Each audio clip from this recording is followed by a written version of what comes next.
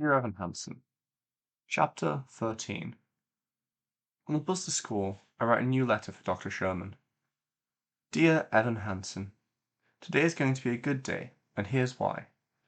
Because it isn't supposed to rain like yesterday, and that's good because I didn't have to pack my umbrella and my backpack feels a little lighter.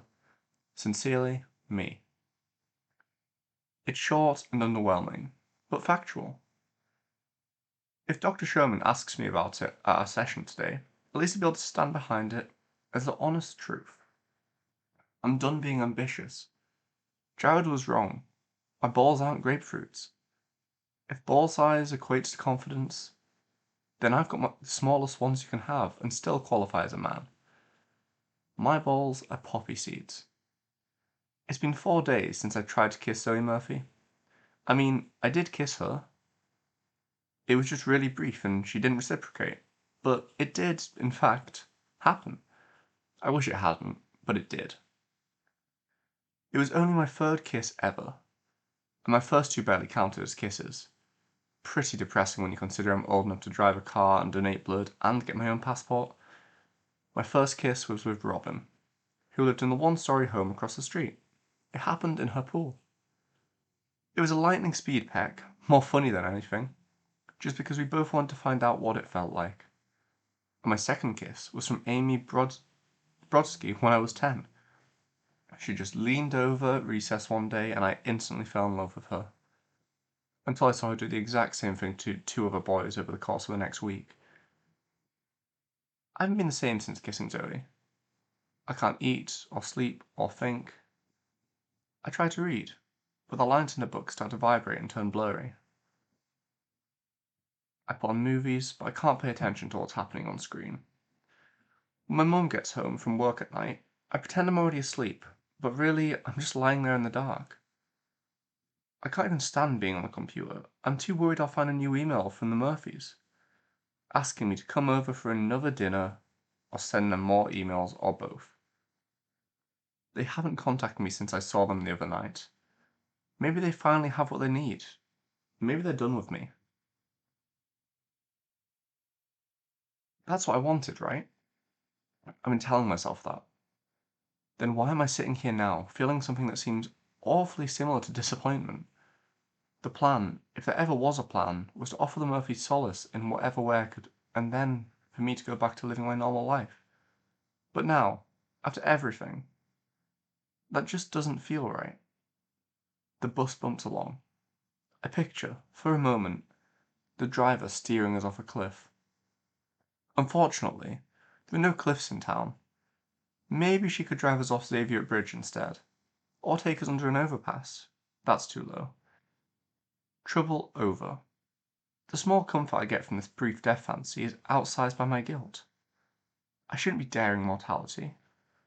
Connor Murphy is actually dead. And I'm sitting here pretending like I want to be. I don't want to be dead. I'm finally sure of that. I just wish that life for once, for a day or even a few hours, would go smoothly. I can never just sit back and sail. People like rocks can put their feet up and let the water carry them along. Not me. I'm constantly on the verge of sinking. The bus jerks to a stop, and we all file out. Thankfully, I hadn't seen Zoe at school.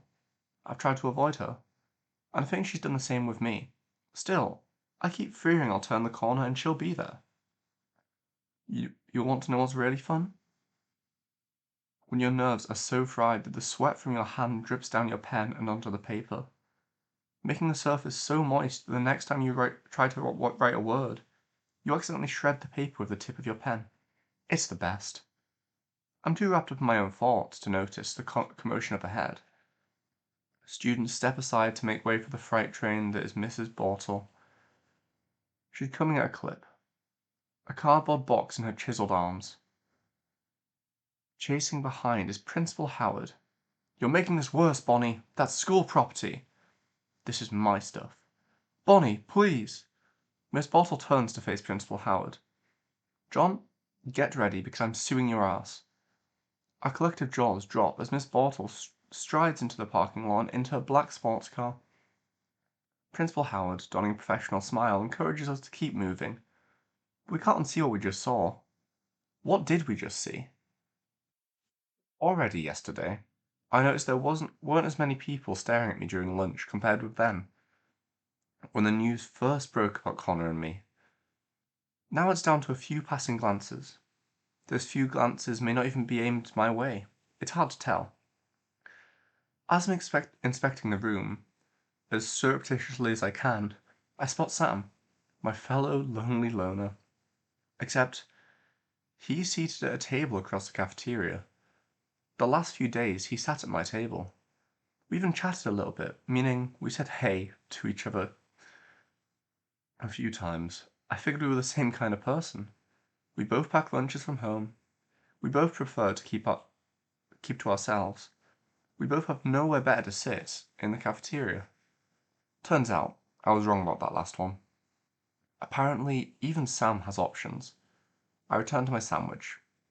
Again, that disappointed feeling. This is the existence I'm used to, being overlooked. I didn't want people staring at me while I ate my lunch. I should feel relieved right now, shouldn't I? I guess, as uncomfortable as I felt being watched, it was also kinda nice. For a change to actually be seen. I wonder how Connor Murphy got through lunch each day. Where did he sit? With whom? What did he eat? I never paid attention. Just like no one's paying attention to me. I take out my phone. Just have something to do. I scroll past everything. Most of the news is about a celebrity sex scandal or an upcoming election. There's a big movie coming out this weekend that I'm interested in, but it's the third installment in a trilogy, and I still haven't seen the first two. I'm surrounded by voices. Hundreds of them. And these voices combine to form a wall. I can't break through the wall. This, what I hold in my hand, is the only way inside, the only way I can learn what's going on in my own world. According to my phone, the major news at school, unsurprisingly, centers on one single name. It's just not the name I've grown accustomed to seeing. I shut my locker, and Alana Beck is waiting there. My ribcage does its best to hold back my skittish heart. Jesus, you scared me, I say. I had to show you something. Every time Alana opens her mouth, I feel like I'm being scolded. She dresses like she's the dean of a small liberal arts college, and she probably could be. Not only does she relish following the rules, but she's also the only one who even knows what they are. Her backpack sucker punches me as she does an about face. I follow her down the hall. We stop in front of a trash can, and Alana points inside, resting on top of a pile of debris in one of the Connor Murphy pins that Jared was selling. Ooh, it's the third one I found, Alana says.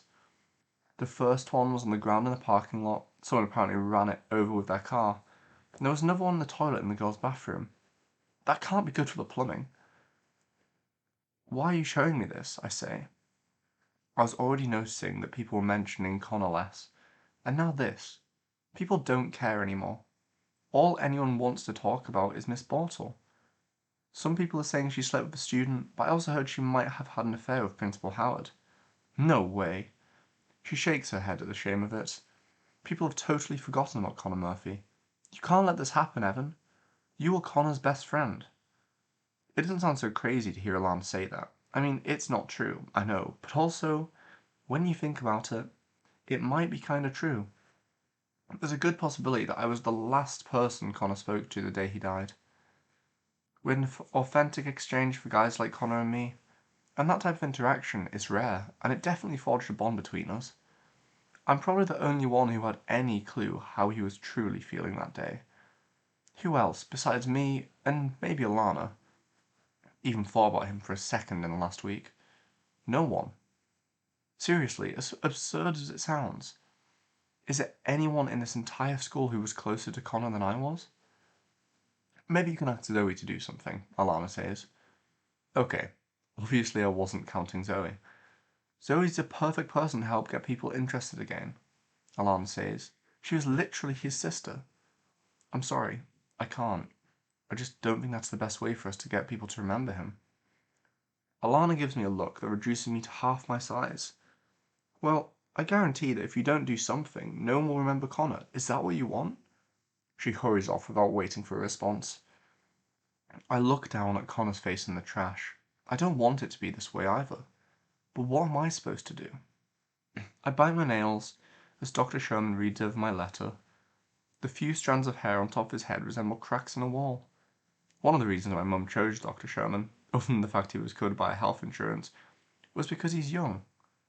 He looks old to me, but my mum says he's only 30. Dr. Sherman hands back my laptop. I snap it shut and wait for him to say something. Typically that can take a while. Dr. Sherman prefers that I do the talking. I do not share his preference. Sometimes I feel like we're playing a game of chicken, each waiting for the other to utter the first word. In normal social situations, I can't stand silence. But here I get a slight thrill from seeing how long I can stretch it out. I think my ideal session would include only hello and goodbye. I'm not trying to waste Dr. Sherman's time. It's nothing against him. I just have this feeling sometimes that even the best therapist in the world couldn't fix me. A few minutes later, Dr. Sherman gives in. How's your day been so far? Let's see. Not amazing, not good, not terrible. In some ways it was exactly like so many other days of my life, and in other ways vastly different. So much has happened, and so fast. I just wish I could slow everything down somehow, because it's unfair. How the world keeps on going no matter what happens, and people like Connor just get left behind. Literally one day he's pinned over someone's heart, and the next he's tossed in the garbage. How can that be? I think myself into such a twister that it's no wonder some of my thoughts start flying right out of my mouth. It's just not right. I look up, shocked by my own voice. I feel a sudden sense of relief, having said only that much. I want to release more. I can't share all of it, but there's plenty I can say. I give in to the temptation. I tell Dr. Sherman about Connor Murphy, how he died, and how everyone was talking about him for a while. How they seemed to care one minute, and now they don't care anymore because they're onto something new. And this bothers you? Dr. Sherman asks. Well, yeah, I say. It does. I don't think it's right to just brush someone aside like that. One minute they care about him, and the next they don't. It's like he's just being forgotten. Dr. Sherman shifts in his chair. I notice he does this when he feels we've finally hit on something that deserves more exploration. I glance up at the clock to see if our time is up yet. I was reminded. Evan, when you were speaking just now about what happened with your father, now I'm the one shifting in my chair. When you first found out that his wife was pregnant, that your father was going to have another son, it seemed to trouble you a great deal. You seemed to think it reflected on your father's feelings towards you. Dr. Sherman consults his notes. That was about a month ago when we discussed that, he says. You haven't mentioned it since, so I'm just wondering, how have you been coping with that? I'm in bed watching a movie. ... I'm in bed watching a movie I've already seen. The bottom of my computer warms my thighs. Definitely giving me cancer. My eyes are trained on the screen, but I'm barely watching it. I'm too busy ruminating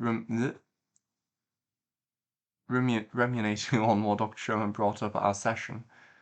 It's something I try not to think about or talk about, which is exactly the type of thing that Dr. Sherman loves to harp on. Fine. Teresa's pregnant. My dad is going to have a new son. What's the point of even bringing it up? What does Dr. Sherman want me to say about it? He won't be born for many more months. And when he gets here, he'll be in Colorado. He won't know me, and I won't know him. When I was young, I begged my parents for a sibling. I dreamed about having a brother or sister, but now, no thanks. The mattress sags beneath me. My mum is suddenly by my side, propping a pillow behind her back. I didn't hear her come home. She focused on the computer screen as if it's broadcasting the secrets of life. She was not happy when she found out about the baby. She tried to pretend like she didn't care, but then I heard her on the phone with a friend saying, I could have a baby right now if I wanted to. Right now. And later? Isn't he a little old to be having a new baby? What are you watching? She asks now. It's a documentary about Vivian Mayer, the nanny who no one realized was also a brilliant photographer until after she died. And who's the kid talking? She asks. That's the guy who discovered all her photos after she died. He's the one who made the film about her. He paid for it with Kickstarter. This guy's impressive. Not he. She. Vivian Mayer is a woman. I know that. Jeez, give me some credit. I'm talking about the guy who put the whole thing together. Oh, right, the filmmaker. His name is John Mayloff, and the movie is also about him. I guess my mum's right, he is impressive. Without him, no one would know about Vivian Mayer. I take a closer look at the guy on screen. He's not a star or anything. Far from it. He's dorky, actually wore glasses and bad skin. He looks really young too. He just cared enough to do something. He made it his mission to make sure that the world would appreciate Vivian Mayer. Vivian Mayer was nobody. But John changed that. He wouldn't let her be ignored or forgotten. He made people pay attention. He saved her. I lift my arm out from under the blanket and read once again the name written on my cast.